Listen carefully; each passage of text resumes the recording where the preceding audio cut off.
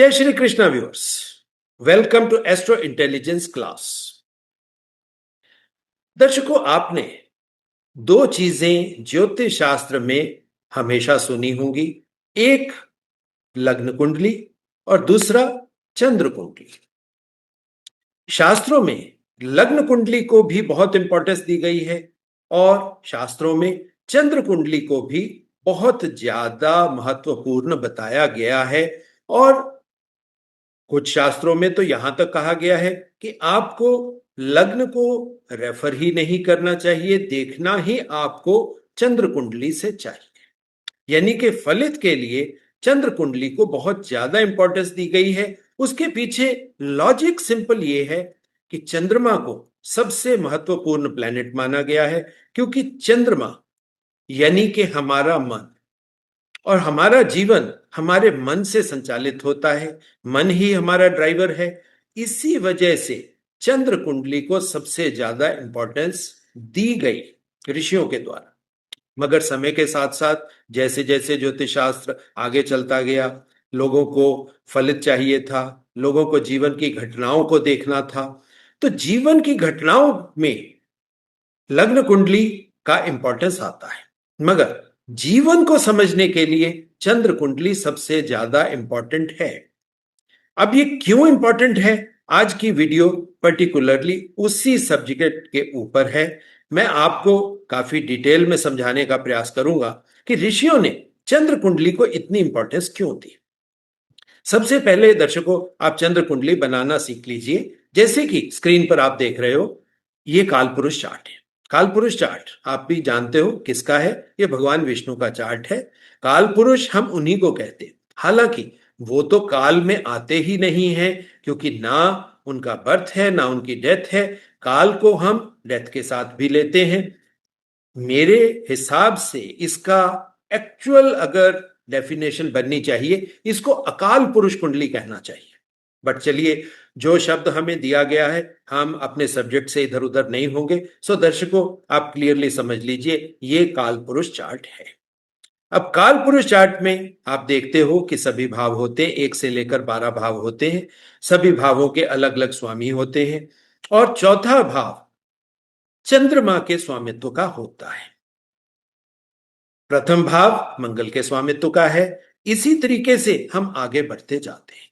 अगर हमें चंद्र कुंडली बनानी है तो कैसे बनानी है, अपने चौथे भाव को आप लग्न बना लीजिए। वो कैसे बनेगा, ये अगली स्लाइड में आप देख पाओगे कि वो कैसे है। ये है आपके सामने चंद्र कुंडली। चंद्र कुंडली में हमने क्या किया, चौथे भाव को हमने प्रथम भाव बना दिया। और इसको हम ऐसे भी देख सकते हैं कि आप अपने चार्ट को चंद्र कुंडली में कैसे कन्वर्ट कर सकते हो। आपके चार्ट में चंद्रमा जिस भी भाव में हो, आप उसे लग्न बना लीजिए और वहीं से आपकी चंद्र कुंडली की शुरुआत हो जाएगी। सो जैसे कि ये काल पुरुष चार्ट में हम चंद्रमा की पोजीशन को देख रहे हैं, दर्शकों यहां से कुछ चीजें आपके लिए बहुत इंपॉर्टेंट है। वो क्या है, अब यहां पर लग्न में आप देखिए चंद्रमा आ गया। एक तरीके से ये वो चार्ट बन गया कि भाई अब चंद्रमा यानी मन हमारा ड्राइवर बन गया, जो कि शास्त्रों में हमेशा यही कहा गया है कि मन ही आपके जीवन को चलाने वाली एंटिटी है। जब मन आपके जीवन को चलाने वाली एंटिटी है, तो जीवन की घटनाएं भी हमको वहीं से देखनी होगी। सो प्रथम भाव, जैसे कि प्रथम भाव क्या होता है, प्रथम भाव का संबंध हमारे शरीर के साथ ही होता है। और जब हम चंद्र कुंडली में देखते हैं तो इसको हम मानते हैं कि ये हम मन से शुरुआत कर रहे हैं, यानी कि मन के शरीर की। दूसरे शब्दों में ये आपकी मेंटल बॉडी हो जाती है और मेंटल बॉडी से ही आपका शरीर गवर्न होता है, वहीं से आपका जीवन चलता है, वहीं से आपके जीवन की घटनाएं आगे जाएंगी। सो हम यहां पर फिजिकल बॉडी नहीं, यहां पर हम मेंटल बॉडी को देखने का प्रयास करते हैं। यानी कि मेंटल बॉडी से हमारा जीवन कैसे संचालित होता है, कैसे चलता है, क्यों ऋषियों ने इसको इतनी इंपॉर्टेंस दी है। अब दर्शकों, एक यहीं पर एक खास फीचर उभरता है और वो फीचर क्या है, जैसे आप लग्न में देख रहे हो, जहां पर चंद्रमा है, उसके जैसे ही हम सेकंड हाउस में पहुंचते हैं। सेकंड हाउस किसी भी भाव का गेन हाउस होता है। हम मानते हैं कि यह लाभ का स्थान है। अब बढ़ गई बात, मगर यहां पर क्या आया? चेतना आ गई। अब आप सीधा सीधा समझिए, यानी कि चेतना मन का गेन है। आपकी कॉन्शियसनेस आपके मन का गेन है। अब आप समझिए इस बात को। हमारा ये जो जीवन है, जब हम जन्म लेने के बाद आते हैं, शास्त्रों में यही कहा गया कि जीवन हमें जो इच्छाएं हमारे पिछले जन्मों में पेंडिंग थी, कमोवेश उसी के हिसाब से हमारा ये प्रेजेंट लाइफ का जीवन बना। अब आप क्लियरली समझिए, लग्न में आपके जीवन की वो चीजें पड़ी हैं जो आप पिछले जन्मों से कैरी फॉरवर्ड करके लाए। और गेन में आपको क्या मिला? गेन में आपको चेतना मिल गई, यानी कि आपको जो शरीर जन्म के साथ मिला, वो शरीर आपका चेतन हो गया। अब दर्शकों, यहीं से खास इंपॉर्टेंट चीजें आपके सामने आती हैं। अब ये गेन हाउस है, सो आप सीधा सीधा समझिए कि चेतना मन का गेन है। यानी कि हमें जो कुछ भी मन के तरीके से करना चाहिए, मन के संचालन के तरीके से करना चाहिए, वो चेतन तरीके से करना चाहिए। चेतन का मतलब क्या है? हमें खुली आंखों से। यानी कि क्यों ऋषियों ने ये कहा? उन्होंने इसीलिए कहा कि भाई, जो इच्छाएं आप पिछले जन्मों में अधूरी छोड़कर आए थे और उसी को अपने साथ लेकर आए हो, इस जन्म में आप खुली आंखों से उन सभी चीजों को देखने का प्रयास करें और चेतन अवस्था में उन इच्छाओं को की पूर्ति करें। अब सेकंड हाउस किसका होता है? सेकंड हाउस आप मानते हो कि ये गेन का हाउस है। इसमें आपकी फैमिली आ जाती है। अब आपकी फैमिली में आपको क्या मिला? चेतना मिली। चेतना के साथ ये सूर्य की स्वामित्व है यहां पर, क्योंकि सेकंड हाउस में लॉर्डशिप सूर्य के पास चली गई। और जैसे ही सूर्य के पास गई, तो ये क्या हो गया कि आपको एक राजा वाला सिंहासन मिल गया। जैसे ही राजा का सिंहासन आपको मिला, ईगोस आपके साथ अटैच हो गई, क्योंकि राजा के रॉयल स्टेटस के साथ ईगोस तो हमेशा ही होती है। यानी ईगो का मतलब, अगर हम उससे सीधी भाषा में बात करें, अहंकार। अब आप देखिए, मन हमेशा अहंकार के साथ ही रहना चाहता है। मन अपने स्टेटस को कभी छोड़ना नहीं चाहता। मन कभी भी ये बर्दाश्त नहीं करता कि उसके स्टेटस को कोई क्षति पहुंचे। तभी किसी ने भी थोड़ा सा कुछ कह दिया, आप प्रताड़ित हो जाते हो, ऑफेंडेड फील करते हो, तुरंत लोग मानहानि के मुकदमे कर देते हैं। अब आप अपने आप को देखिए, हम सब ऐसे ही बने हैं। आपको, आप गए किसी फंक्शन में, आपने देखा कि अभी हॉल खाली है, फर्स्ट रो खाली थी, आप वहीं फर्स्ट रो पे बैठ गए। धीरे धीरे लोग आने शुरू हो गए। जैसे ही चीफ गेस्ट आया, ऑर्गेनाइजर्स ने आपको कहा कि सर आप यहां से उठिए, आप पीछे जाके बैठ जाइए, क्योंकि ये स्थान रिजर्व है। आप देखिए क्या मनस्थिति होगी आपकी। आप कितना ऑफेंडेड फील करोगे। आपका मन करेगा कि आप वो जगह छोड़कर कहीं चले जाएं। अब ये मन का स्वभाव है। यानी फैमिली में हर बच्चा अपने आप को इतना ही इंपॉर्टेंट मानता है। जरा सा आप देखिए, उसकी सेल्फ रिस्पेक्ट और जो मन के अंदर ईगो यानी अहंकार का एक स्टेटस बना हुआ है, आप उसको जरा सा भी छेड़ने की कोशिश करो, आप देखो बच्चा कैसे रिएक्ट करेगा। बच्चा छोड़िए, आप अपने आप को देखिए, आप कैसे रिएक्ट करोगे। अब इसी के साथ 5 नंबर की एनर्जी में जो चीजें निहित होती, इसीलिए मैंने शुरुआत कालपुरुष कुंडली से करी। कालपुरुष कुंडली में पंचम भाव में क्या क्या चीजें आ सकती है। अब पंचम भाव आपका गेन हाउस हो गया, तो पंचम भाव में क्या पड़ा था? सूर्य का सूर्यत्व, यानी कि सूर्यत्व का मतलब एक रॉयल स्टेटस, सूर्य के साथ सूर्य का प्रकाश, सूर्य की लालिमा। अब आप देखिए, बच्चा घर में आ गया तो बच्चे में उसको सूर्य जैसा तेज लेकर आया, मगर अब वो सूर्य का तेज तो लेकर आया, मगर घर का जो माहौल उसे मिलेगा उसको उसी तरीके से अपने तेज के साथ चलना पड़ेगा। आपन तेज संभारो आप है, अपने आप ही आपको संभालना पड़ेगा अपने तेज को। अपने जो ईगो जनित चीजें अब यहां पर आएंगी, आपको ही उसी के साथ कॉम्प्रोमाइज और वो फ्लेक्सिबिलिटी बनानी पड़ेगी। और यहीं पर आप देखिए, कहानी बदलेगी जब आप चंद्र कुंडली से चीजों को देखने का प्रयास करोगे। ईगो अहंकार, मैंने आपको एक बात बताई। और नॉर्मली लोग क्या करते हैं, हमेशा अपने स्टेटस को छोड़ना नहीं चाहते।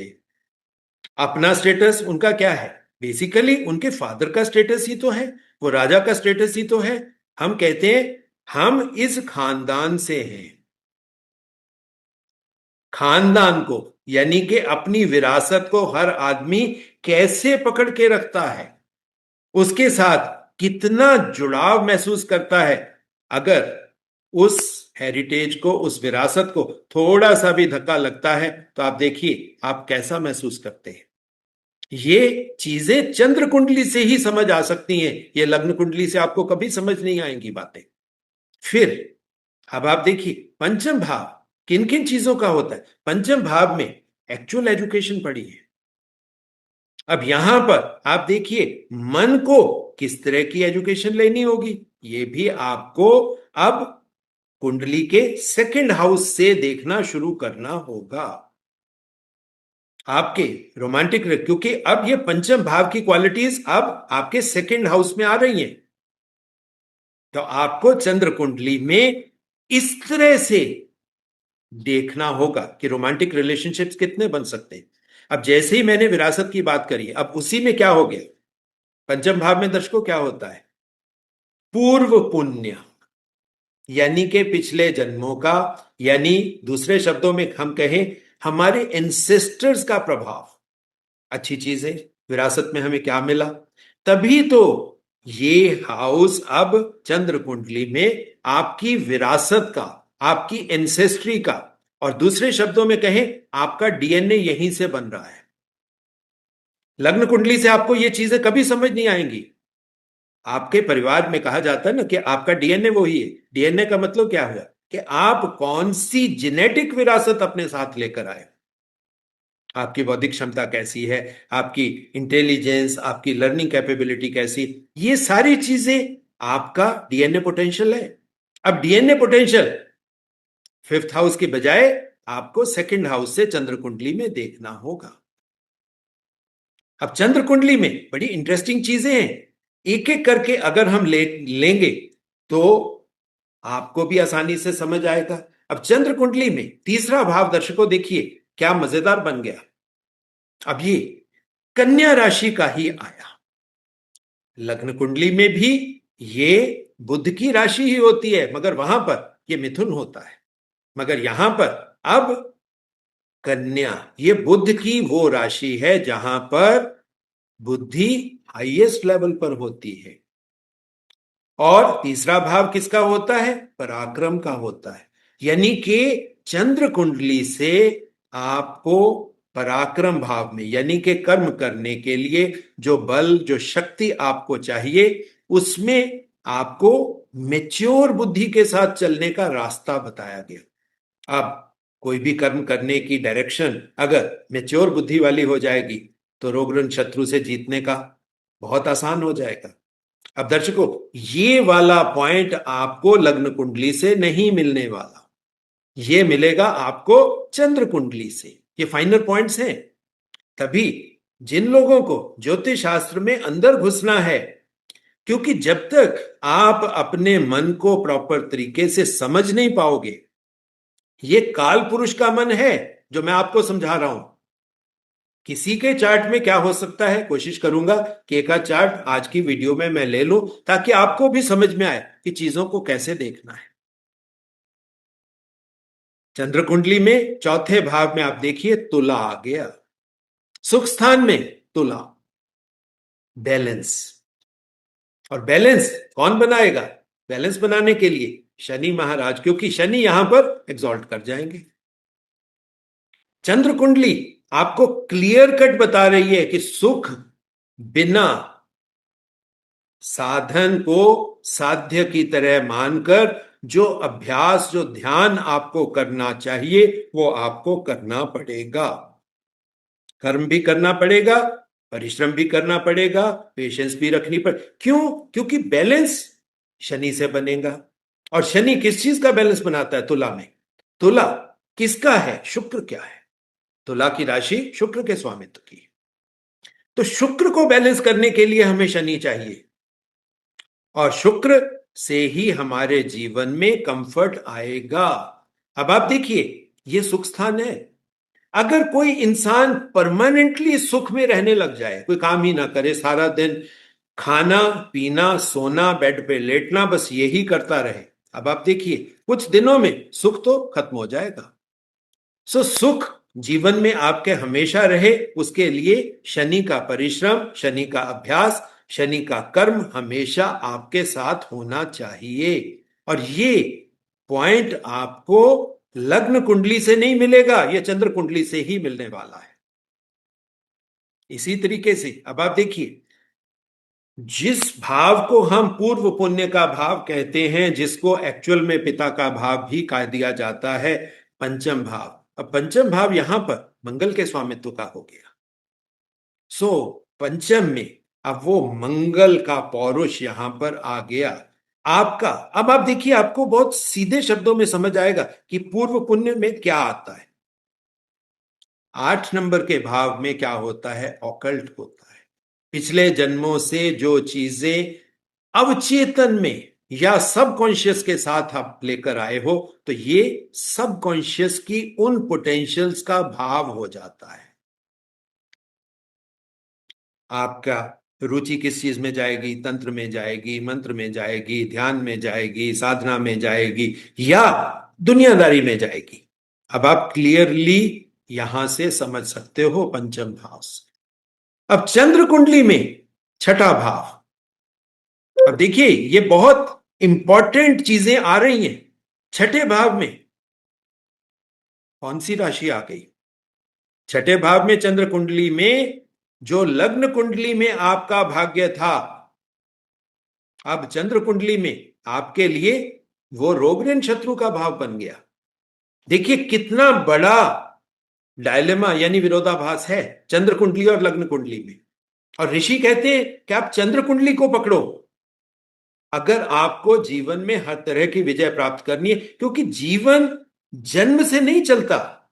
जन्म तो सिर्फ क्या है कि आपको एक मशीन दे दी गई, अब ये मशीन का इस्तेमाल तो आपको करना है, और उस मशीन का इस्तेमाल तो वो मन से होगा क्योंकि ड्राइवर तो मन है। तो मन को कैसे देखना है? अब जो जन्म कुंडली में भाग्य का स्थान था, अब यहां पर वो रोग ऋण शत्रु बन गया। यानी कि एक तरीके से जिसको आप भाग्य समझते थे वो तो आपके लिए रोग बन गया। आपके लिए शारीरिक रोग, अब बहुत से लोग कहते हैं कि जैसे जन्मजात रोग होते हैं, हेरिडिटरी। अब आप क्लियरली समझ सकते हो कि छठे भाव से ऋषि किस तरह बात करते हैं। ऋषियों की अगर आप मंशा समझोगे तो ऋषि तो क्लियर कट बोलते हैं चीजों को, हम उसको गलत डायरेक्शन में ले जाते हैं। इसी वजह से हमारी समझ सही नहीं हो पाती, हम ज्योतिष को प्रॉपर तरीके से समझ नहीं पाते। आपके जीवन में शत्रु कहीं जो चीजें जन्म कुंडली में आप भाग्य में लेकर आए थे कहीं वहीं से तो नहीं बन रही। तो जन्म से देखना और चंद्र कुंडली से देखना। अब यहां पर आपके छठे भाव में स्वामित्व किसका आ गया? स्वामित्व आ गया आपकी जुपिटर का, आपके धर्म का। यानी कि जो धार्मिक मान्यताएं आप लेकर आए थे, बहुत से वीडियोस में मैंने इन चीजों को बताने का प्रयास किया है, मगर क्योंकि कॉन्टेक्स्ट दूसरा होता है तो दर्शक उस चीज को प्रॉपरली समझ नहीं पाते। आज इस वीडियो में दर्शकों आप समझ पाओगे कि मैं क्यों वो चीजों को हाईलाइट करता हूं। अब आप क्लियरली समझिए, मैं हमेशा कहता हूं कि जो आप धार्मिक मान्यताएं लेकर आए थे, कहीं वो आपके लिए जीवन में शत्रु तो नहीं पैदा कर रही। एक बात को क्लियरली अब आपको समझना पड़ेगा, ये जीवन आपके पिछले जन्मों से ही उपजा हुआ है। पिछले जन्मों में जो भी इच्छाएं आपकी पेंडिंग थी, वो आपको एक मौका मिला है इस जीवन में उसको पूरा करने का। जो चीजें पिछले जन्म में आपको मिली ही हुई थी, उसमें अब दोबारा से जाने का कोई मतलब ही नहीं है। उनमें से बहुत सी चीजें अब आप समझ सकते हो कि हम एक जीवन को जीते हैं, एक काम को करते हैं, वो काम अच्छे तरीके से फलित नहीं होता, हमें लगता है कि उससे भाई शत्रुता बढ़ी, हमारे लिए भी कोई बेनिफिट नहीं आया, हम मान लेते हैं कि ये गलत कर्म हो गया। अब अगला जन्म आया, अब पिछले जन्म में हो सकता है कि भाग्य स्वरूप उसमें कुछ मिला भी हो, मगर इस जन्म में आप देखोगे कि चंद्र कुंडली आपको उसके बारे में इंडिकेट करने वाली है कि भाई आपको इस तरह से सचेत रहना है। छठा भाव डराने का नहीं है, छठा भाव आपको वार्न करने का है, आपको समझाने का है, ताकि आपके लिए क्या क्या नहीं करना अब आपको देख लेना चाहिए। इस जन्म में जो कुछ आप पिछले जन्म में करते रहे थे उससे आगे बढ़िए और डेवलप होइए, सिर्फ धर्म के मामले में भी, ज्ञान के मामले में भी। क्योंकि ये दो चीजें हैं, धर्म समाज की उत्पत्ति है, और इसके साथ ही अगर हम देखेंगे समाज को अगर डेवलप होना है तो हमें अपनी पुरानी मान्यताओं को छोड़ना ही तो है। जैसे पुराने समाज में सती प्रथा बहुत प्रचलित थी, हमने उसको छोड़ा ना। हम अस्पृश्यता, अनटचेबिलिटी, ये मान्यता की ही बात थी। आज भी बहुत से लोग इस तरह की रूढ़िवादी मान्यताएं रख के बैठे हैं कि हम ये छोटी जात वाले हैं, हम इनके हाथ का खाना नहीं खाएंगे, हम इनके हाथ का पानी नहीं पिएंगे। अब ये जो मान्यताएं हैं इस जन्म में आपके लिए शत्रुता का भाव पैदा करेंगी, और ये सीख आपको सिर्फ और सिर्फ चंद्र कुंडली से मिल सकती है। चंद्र कुंडली में आपका सप्तम स्थान देखिए, आपका जो लग्न में कर्म स्थान था वो बन गया। अब आप समझिए, ये आपको कॉम्प्लीमेंट करने वाला हाउस बन गया। यानी कि सप्तम में आप किसके साथ पार्टनरशिप करोगे, तो आपको पार्टनरशिप हमेशा शनि के साथ करनी चाहिए। शनि जैसे लोगों के साथ करनी चाहिए अगर आप जीवन में तरक्की चाहते हो। और अगर आपने शनि जैसे लोगों से पार्टनरशिप नहीं करी, तो आप देखिए आपका जीवन अव्यवस्थित हो जाएगा, अनऑर्गेनाइज्ड हो जाएगा, क्योंकि शनि आपके जीवन को ऑर्गेनाइज करता है, मैनेज करता है। सो चंद्र कुंडली हमें बेटर चीजें बताती है लग्न कुंडली से। अब मजे वाली बात, थोड़ा सा आगे चल पड़ते हैं। चंद्र कुंडली में भाग्यस्थान कौन सा बनेगा? भाग्यस्थान यहां पर बनेगा भगवान विष्णु के एग्जॉल्टेशन वाली अवस्था में, यहां पर भाग्यस्थान आता है। यानी कि जहां पर वीनस एग्जॉल्ट करेंगे, और मीन राशि, मीन राशि वाला भाव यहां पर आपका भाग्यस्थान बन जाएगा। जो दर्शक मेरी पुरानी वीडियोस देखी हैं, जिन्होंने, जिनको याद है, जो दर्शक नए जुड़े हैं, उनको मैं कहता हूं कि मेरी जो पीछे वीडियोस 12th हाउस के ऊपर मतलब बनाई हुई है, काफी वीडियोस हैं, आप उसको देखें, तब आपको वो व्यू पॉइंट आपको मिलेगा कि भाई ये चीजें आपके भाग्य में हैं। 12th हाउस नॉर्मली तो, लग्न कुंडली का 12th हाउस तो फिर छोड़ने वाली चीज हो गई ना, मगर चंद्र कुंडली में वो ही चीज आपका भाग्य है। यानी आपको करना क्या है, यहां पर जुपिटर वीनस दोनों, जुपिटर के स्वामित्व का है और वीनस एग्जॉल्ट कर रहा है। यानी कि किसी के लिए भी सबसे बड़ी भाग्य की बात क्या हो सकती है कि दोनों बड़े गुरु आपको भाग्य के रूप में मिल जाएं। भगवान विष्णु भी मिल जाएं और ब्रह्मा जी, या ब्रह्मा जी के तरीके से ज्ञान देने वाले गणपति, आपको दोनों ये इकट्ठे मिल जाएं। आप देखिए किसी को भी ये दोनों इकट्ठे मिल जाएंगे तो जीवन तो धन्य हो गया। कर्म में, कर्म स्थान में आप देखिए, बड़ी इंपॉर्टेंट बात मैं बोल रहा हूं। कर्म स्थान में आपको आपका शरीर मिलेगा, मंगल के स्वामित्व वाला शरीर, निरोग काया।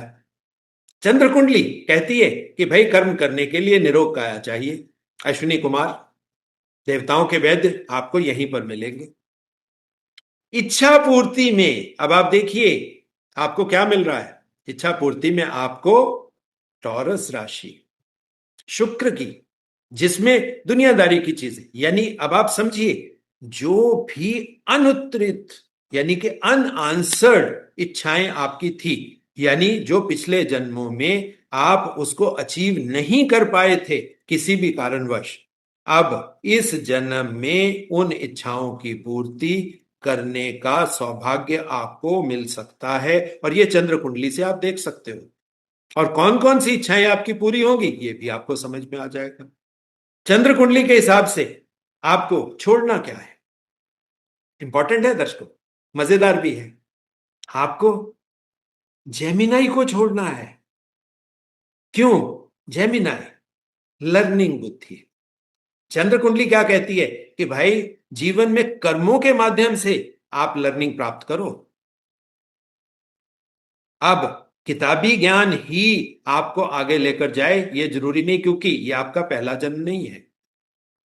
सो चंद्र कुंडली बहुत स्पष्ट शब्दों में यह बात कहती है कि भाई जीवन जीने के लिए आपको अपनी बाल्यावस्था को छोड़ना होगा। बच्चे से आपको बड़ा बनना होगा। और बच्चे से बड़ा आप बन जाओगे तो आप देखोगे कि आप अपने जीवन में जो जो पोटेंशियल्स पिछले जन्मों के कर्मों के फलस्वरूप आप लेकर आए थे, आप उसको जीवन में ला सकते हो।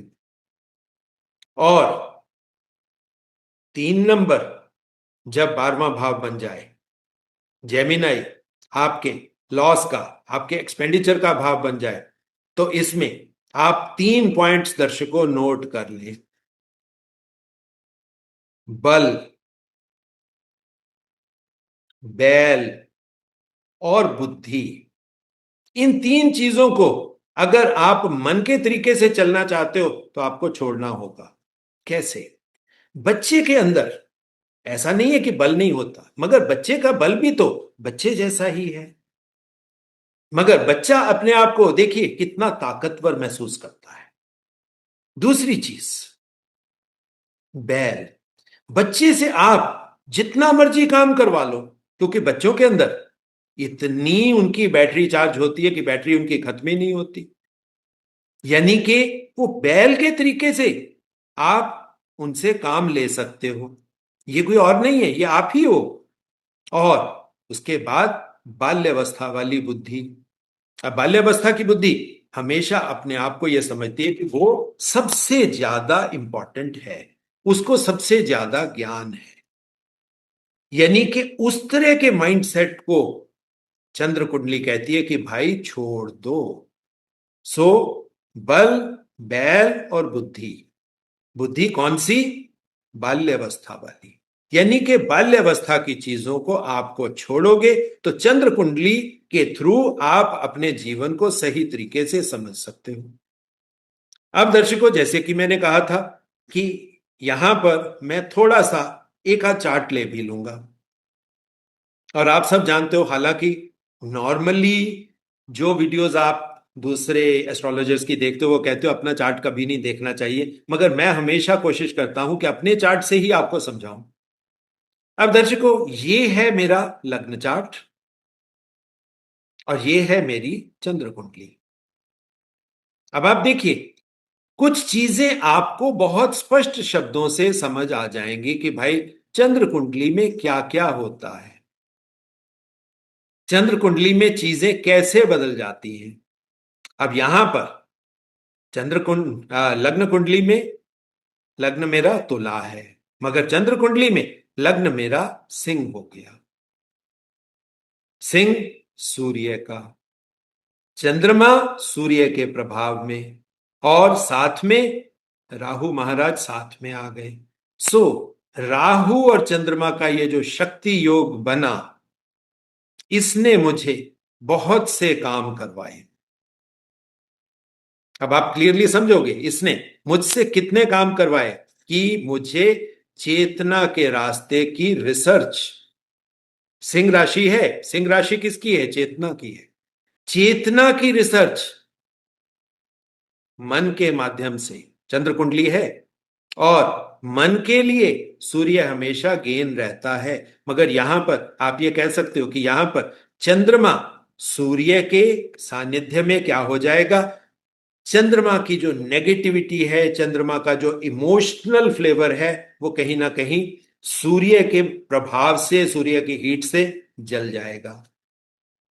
उस मामले में इमोशंस नहीं आएंगी।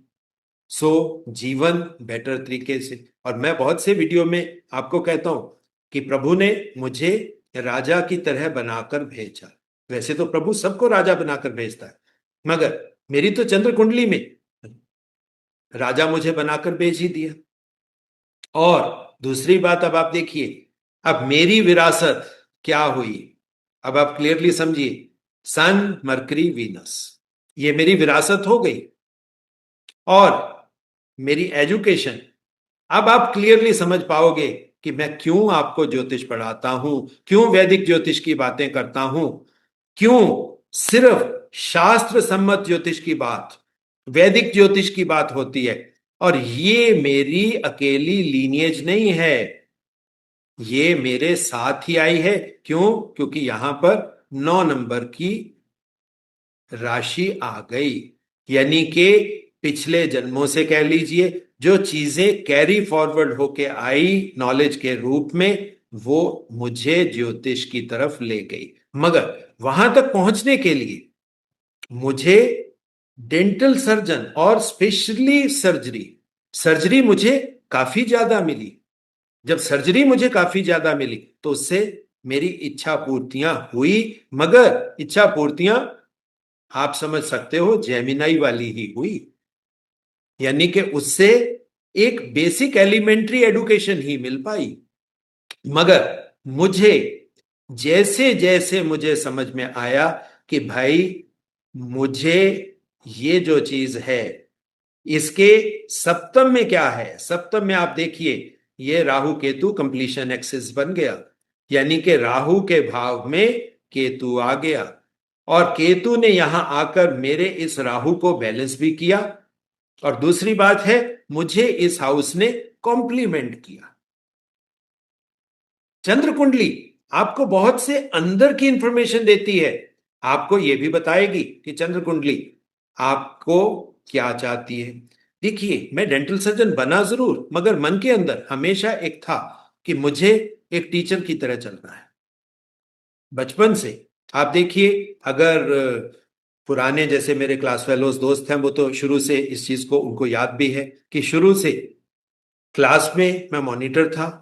मॉनिटर होना इतनी बड़ी बात नहीं थी, मैं सभी बच्चों को टीचर की एब्सेंस में पढ़ाने का प्रयास करता था।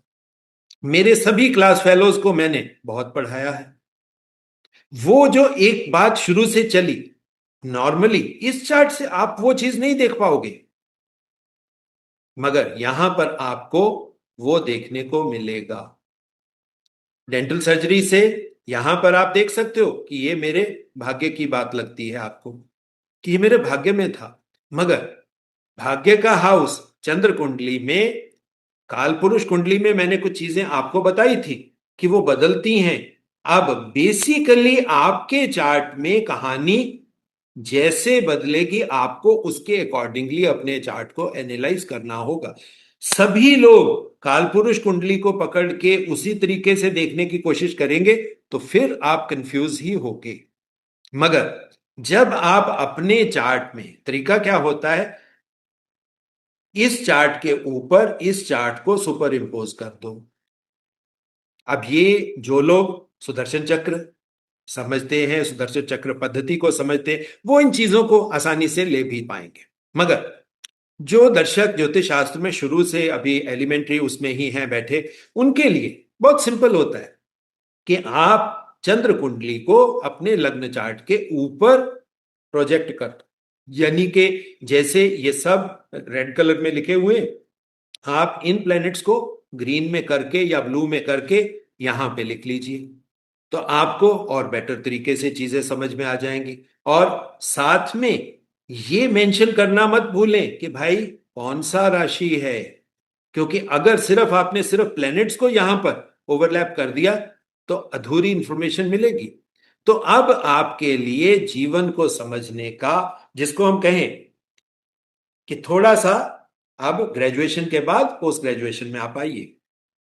लग्न चार्ट आपकी ग्रेजुएशन है, मगर जैसे ही चंद्र कुंडली को समझकर आप इसके ऊपर प्रोजेक्ट कर देंगे तो आप समझ लीजिए पोस्ट ग्रेजुएट हो गए। तब आपको चीजें और बेटर तरीके से समझ में आनी शुरू हो जाएंगी कि भाई जीवन आपको कैसा मिला है, जीवन में क्या क्या चीजें हो सकती हैं।